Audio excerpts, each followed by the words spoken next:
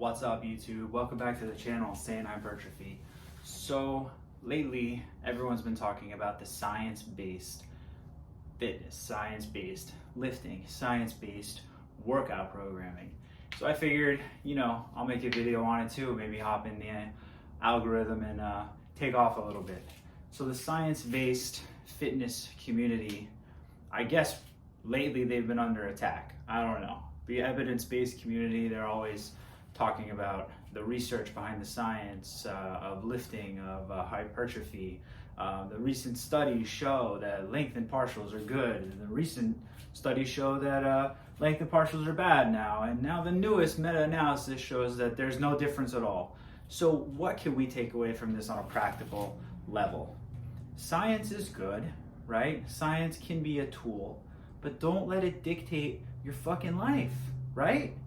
When we have all this crazy, stupid fucking information around us, it's like, oh, I could spend, hours every day pontificating on what would be the best split. I could take this workout and place it over here, and I could take this rep range and combine it with this exercise, and then boom, I'm Arnold Schwarzenegger. But it doesn't work like that, right? Everyone's different. Use the evidence we have and the research and the science and all that kind of shit to guide you, to direct you in a certain way.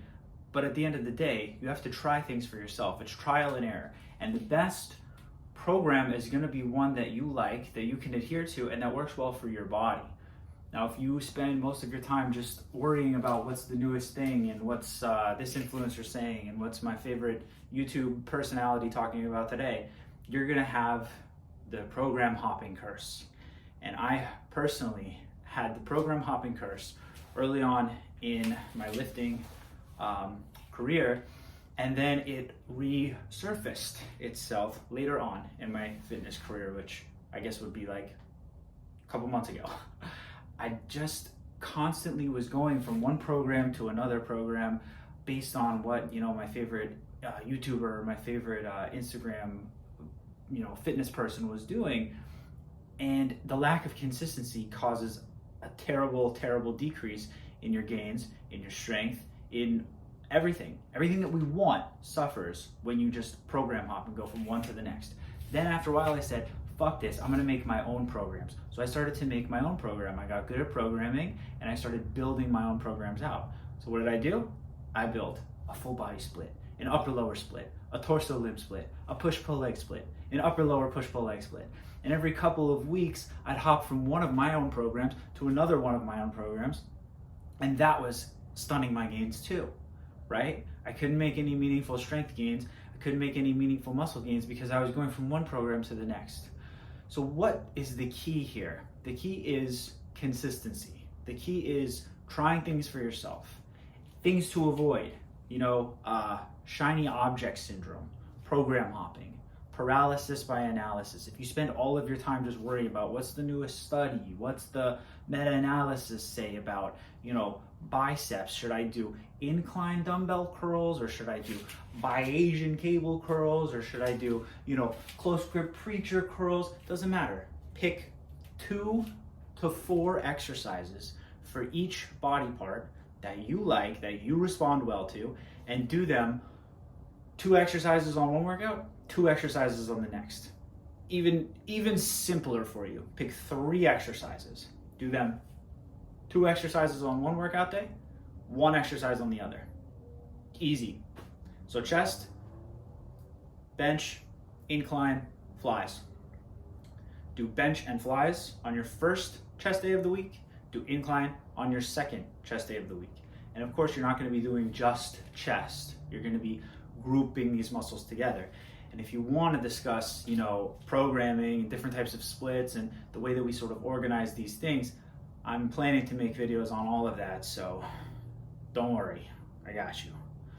What else? I haven't really been following all the, science fitness shit. I know that Jeff Nippard made a video talking about science was under attack or something. So, I don't know. I mean, I love Jeff Nippard. I think he's awesome. He's got great content.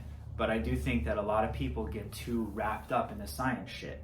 You see people doing these weird exercises for weird reps and sets and in a weird disadvantaged position if I, stand on one leg and put my arm through my fucking, leg and then do my curls. It's disadvantageous to the biceps, so it's gonna grow twice as fast. That's not true. Just do barbell curls, right? Just do barbell curls and like 2 other bicep exercises and you're gonna be fucking golden, pony boy. So science-based lifting may be under attack. It may not be under attack, but the takeaway from this is that the Saiyans, the Saiyan Nation, the Saiyan Army, we do what we want. We do what works. We do what's going to get us those caveman gains, because at the end of the day, the name of the game is hypertrophy. Hypertrophy over everything else, right? Hypertrophy over, optimization. That's one of the things that the science-based fitness really focuses on, is the optimized optimized program, optimized exercise, optimized, tempo.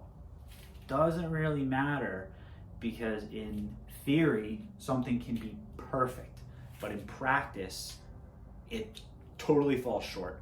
Another thing to keep in mind is when you're looking at some of these studies that they take, these 8 individuals and train them over the course of 12 weeks, and this other group over here, they train them with a different split, but the volume is equated.